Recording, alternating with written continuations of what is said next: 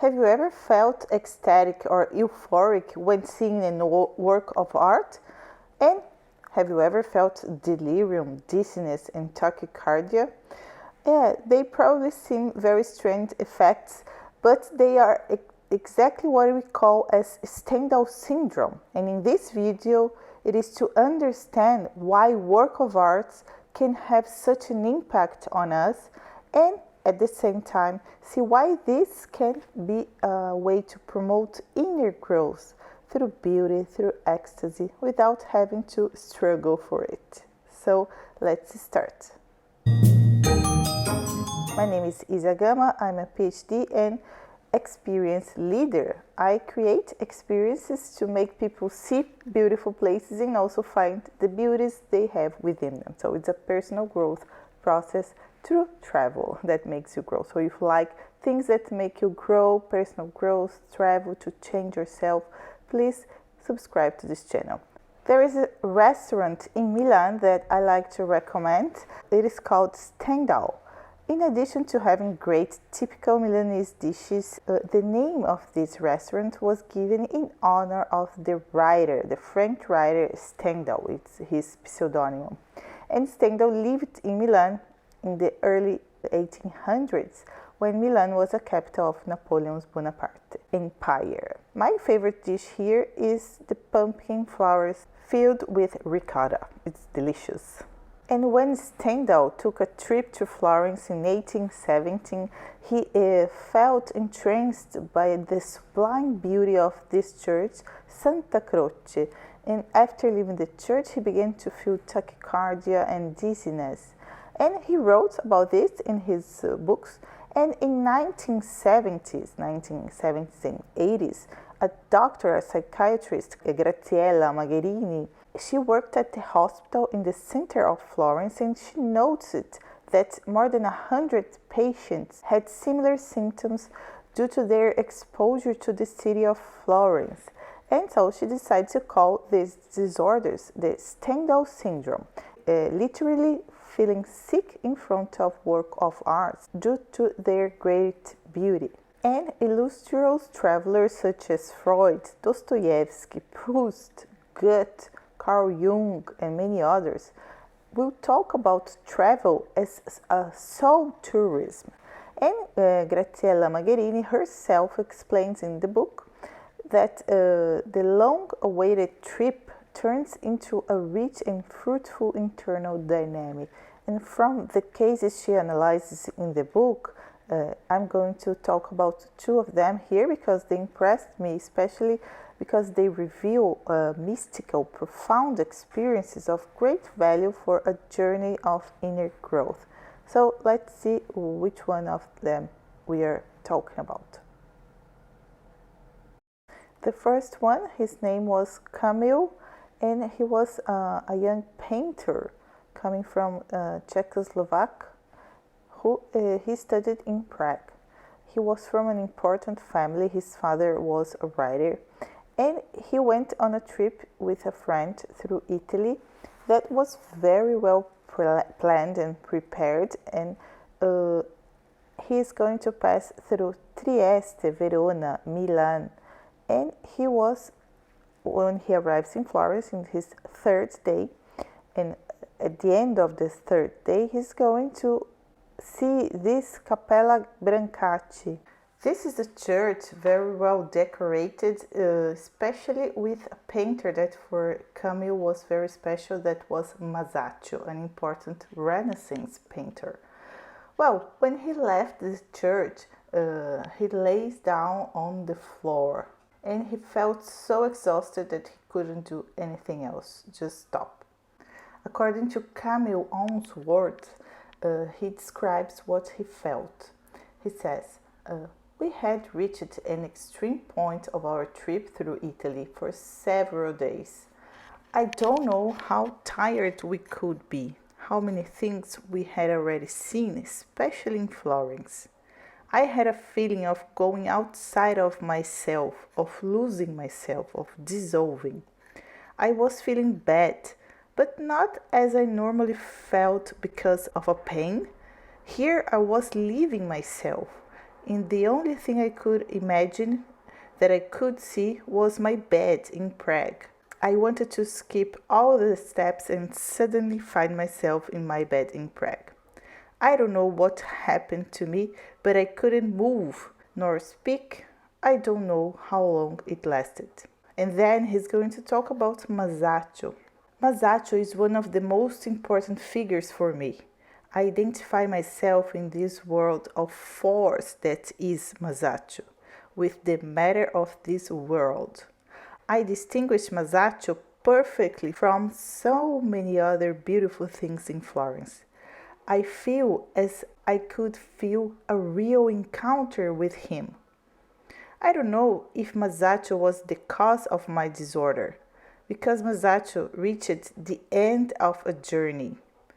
But for me, anyway, this trip was of great discoveries, and the most incredible one was the fact that things exist, that things are, discovering that everything you were taught exists is true.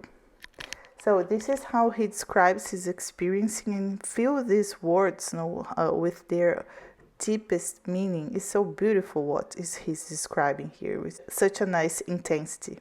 And it is nice to observe that Camille could have the chance to understand what was happening. So for him was a very enriching experience. So it really gave him a lot, even if it was a suffering experience. And now I would like to present the next experience that we're going to see. We're going to talk about this man called Mr. Barry. He is an American who travels with his wife to Florence. He had a university education, a great economic position as a financial operator, but it's an atypical businessman because he gives more importance to things like literature, poetry, and does not really identify with the money rituals.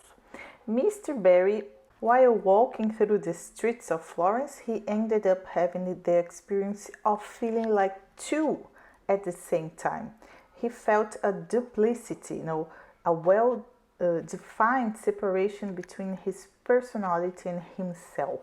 And he's going to describe how it happened. He says, "There were two me's, two of myself. One was safe, open, and fascinated by the deep sense of history, of the mixing of the centuries. He felt the past enter the present every moment. And the other me was fearful, depressed, wanting to sleep. He ended up feeling ill and was taken to the hospital, treated, and then able to continue his journey. Upon returning to USA, he sent a letter to Dr. Graziele, asking her which of the two people he would have left on the other side of the Atlantic. Well, if he doesn't know, how could we know?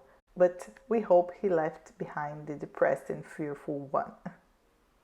And after Mr. Barry, there is the last of the cases. This is the most shocking case of the Stendhal Syndrome ever recorded. In 2018, there was a man who had a heart attack in front of this painting by Botticelli, The Birth of Venus. And this work of art, it's common that it triggers reactions like this, these disturbances like the Stendhal Syndrome. So it's very interesting painting. I'm going also to do a video only about it. And just to share with you my experience with the Stendhal Syndrome, I was not suffering, but when I've been to Florence for the first time in 2006, I went to see this cathedral, the Santa Maria del Fiore, and I was really surprised and shocked when I've seen the facade of it, the frontal part of the church. It was during the evening, so it was so beautiful, and I really felt ecstatic. I felt amazement. I felt paralyzed in a reverie, and for a few minutes I was there just watching it, just fulfilled by this beauty and trying to understand, but I couldn't understand anything because I was not really prepared for it. I was not feeling bad. I didn't need to go to the hospital, but I really felt the power of the Stendhal Syndrome, and I felt it so real, And it really sparked in me this idea of the beauty having such a power. Even old buildings have such a power until today.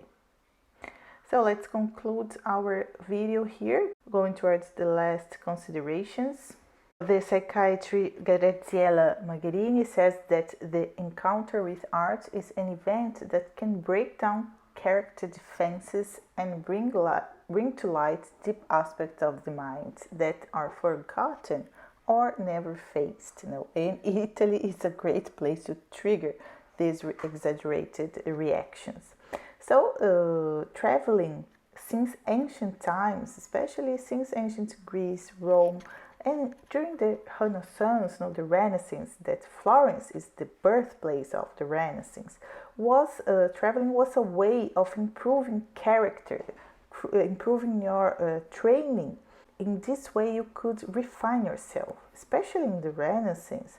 The humanists that are being encouraged to go through an experience of detaching himself from his own roots into the unknown, into the unexpected, to have this contrasting experience with different cultures, different historical backgrounds, and etc. And also, while the Renaissance men these artists that are providing this kind of artistic pieces, they have a vivid desire to decode the art and the knowledge of antiquity. And more than that, they're going to add a critical consciousness to it. They can elaborate emotion with cognition. They can become aware of what is coming forth to the surface. They can analyze it critically with a detached look. And this is so important for all personal growth processes.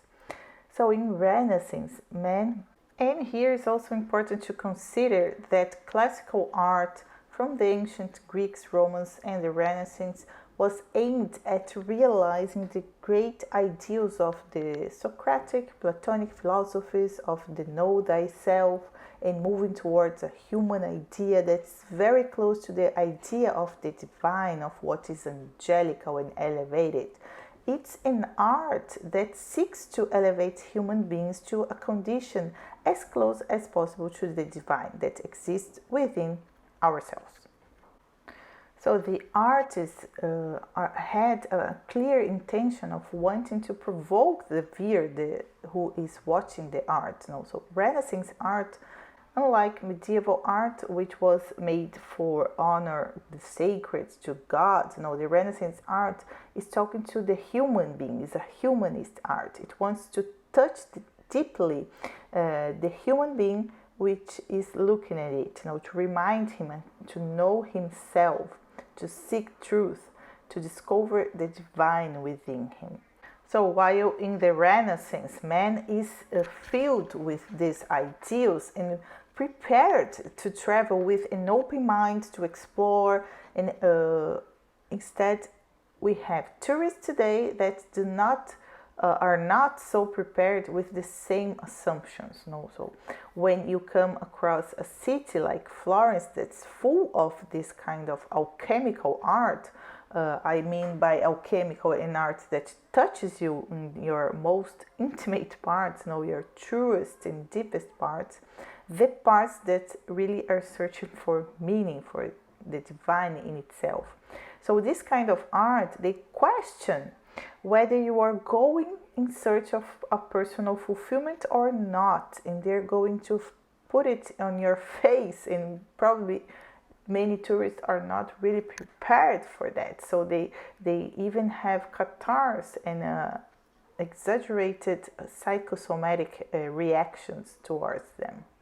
So the Stendhal Syndrome happens because they're touching so deeply, especially on parts that we don't want to see. If the traveler does not have cognitive preparation for this, they go through states of catharsis, of bad feeling, of reacting physically painfully, bringing to the surface suffocated, latent or hidden aspects of themselves that usually are avoided at all costs. because they are the ones that need to be faced. So the work of art becomes something to help you to look at it, to what needs to be faced, to convey something that has been neglected, left aside, or forgotten. So it brings an awareness. It's so beautiful. And this is not always clear to those who experience this syndrome. And now my question for you. Have you ever had the Stendhal Syndrome? Leave your experience in the comments. It's so beautiful to know if you had it, if you experienced it, because it's such an intense feeling. I hope it didn't make you suffer, but anyway, it's nice to know. So please take a minute to write down your experience. So that's what I wanted to share with you in this video. Thank you so much and see you next time.